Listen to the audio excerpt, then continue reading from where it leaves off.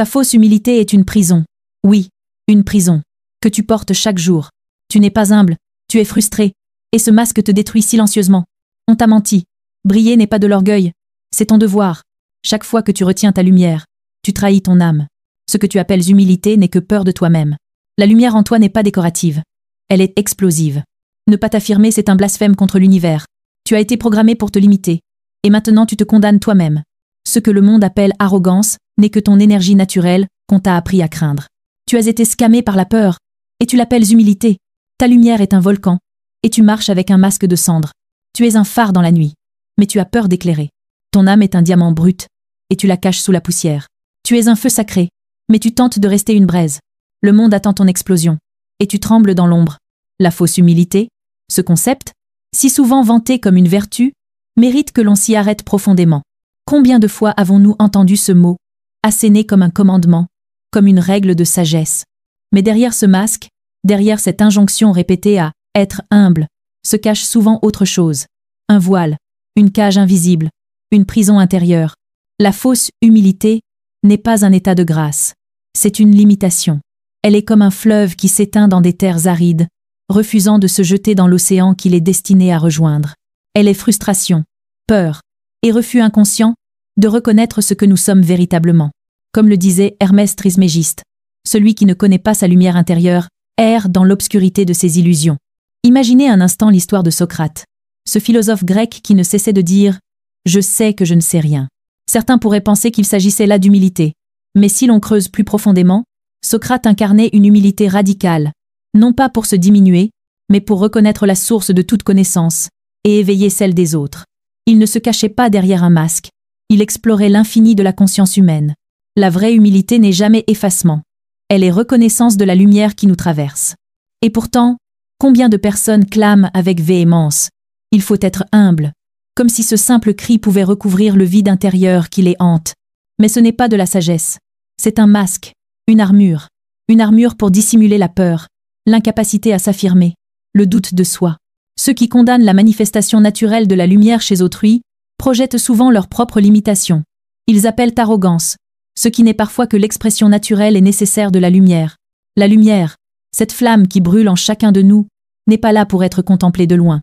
Elle est destinée à être vécue, incarnée, exprimée dans chaque geste, chaque parole, chaque pensée. La retenir, la taire, c'est trahir sa propre essence. Comme le dit Sri Aurobindo, ne retenez pas votre lumière pour ménager les regards des autres. L'âme qui brille est un service pour le monde. Refuser de rayonner, c'est refuser de servir la totalité de l'existence. Dans l'histoire, combien d'individus ont été brimés par la peur de briller? Pensez à Jeanne d'Arc, cette jeune femme qui a écouté la voix intérieure, a embrassé la lumière qui l'habitait et a illuminé son époque. On l'a accusée d'orgueil, de folie, de vanité. Mais ce qu'elle incarnait était l'âme elle-même, une manifestation directe de la source dans le monde humain. Elle marchait grande, mais sans écraser, consciente que sa puissance venait d'une force supérieure et universelle. Le monde moderne, lui, nous a sciemment appris à retenir cette lumière. Dès l'enfance, on nous répète que briller, c'est de l'orgueil. S'affirmer, c'est de l'arrogance. On nous a conditionnés à croire qu'il fallait marcher petit, masquer notre rayonnement, diminuer notre énergie vitale. Et ceux qui, dans leur peur, n'ont jamais osé s'affirmer, se transforment maintenant en juges sévères de ceux qui osent. Ils parlent d'humilité, mais ce n'est pas l'humilité qui parle.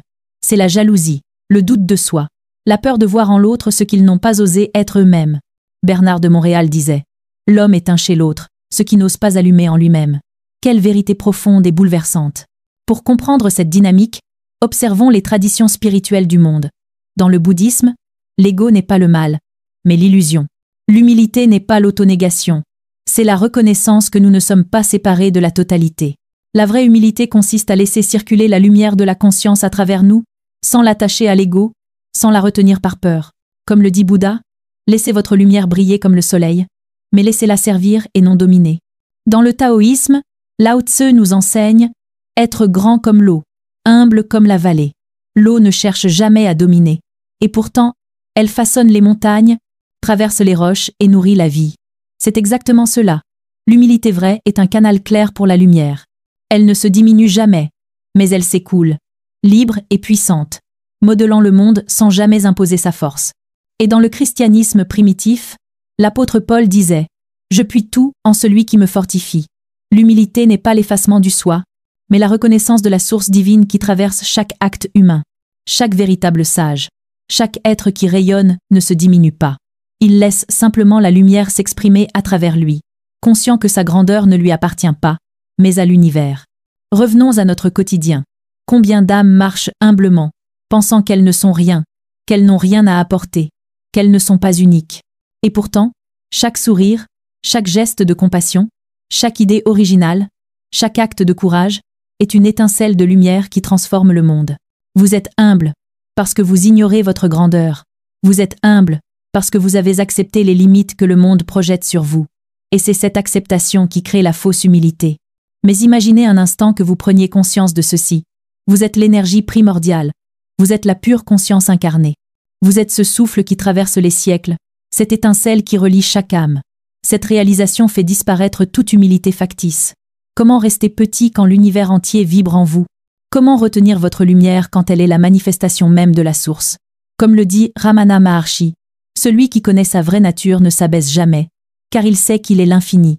Pour visualiser cela, imaginez un phare dans la nuit, un phare qui hésite à briller, de peur d'éblouir les marins. Imaginez maintenant que ce phare cesse de retenir sa lumière, qu'il éclaire pleinement l'horizon, guidant et réchauffant chaque âme perdue dans les ténèbres. Retenir votre lumière, c'est comme cacher ce phare. Le monde se prive de votre rayonnement, et chaque fois que vous vous diminuez, l'univers entier en pâtit. Dans la philosophie hindoue, Sri Krishna, dans la Bhagavad Gita, nous enseigne « Agis sans attachement aux fruits de ton action ». L'humilité vraie est cette action sans ego, cette manifestation du divin dans chaque geste, chaque parole, chaque pensée, mais sans jamais chercher à posséder ou contrôler. Vous êtes lumière, et votre mission est de la faire rayonner, non pour être admiré, mais pour contribuer à l'éveil de tous. Et dans les temps modernes, observons des figures comme Carl Jung, qui insistait sur l'importance d'intégrer notre lumière et notre ombre. Se diminuer, refuser sa grandeur, c'est nier sa totalité, c'est rester fragmenté. La véritable humilité est l'intégration consciente. Reconnaître que nous sommes à la fois lumière et ombre, puissance et vulnérabilité, sans jamais trahir notre essence. Ainsi, marcher humblement ne signifie pas marcher petit. Cela signifie marcher grand, pleinement, avec la conscience que votre lumière est un don pour le monde. Cela signifie être un canal clair pour la vie, un reflet de la source, une incarnation vivante de l'infini. Comme le dit Osho, la vie est un feu. Si tu l'éteins en toi, tu éteins une étincelle de l'univers. Et quand vous réalisez cela, la fausse humilité tombe comme un vieux manteau, révélant l'âme nue, éclatante, prête à rayonner. Chaque acte devient sacré, chaque parole devient lumière. Vous ne pouvez plus jamais être humble au sens de vous effacer, car votre lumière, votre énergie, votre conscience incarnée ne peuvent être contenues. Et en incarnant cette lumière, vous transformez non seulement votre vie, mais le monde entier. Tu n'es pas ici par hasard. Dans la spiritualité, il n'y a pas de pitié. Tu comprends les lois de l'univers ou tu les subis. Soit tu vis, soit tu respires. Tu ne peux pas échapper à ce que tu es. Ici, c'est pas la morale qui décide, c'est la vibration. Il n'y a pas pitié dedans.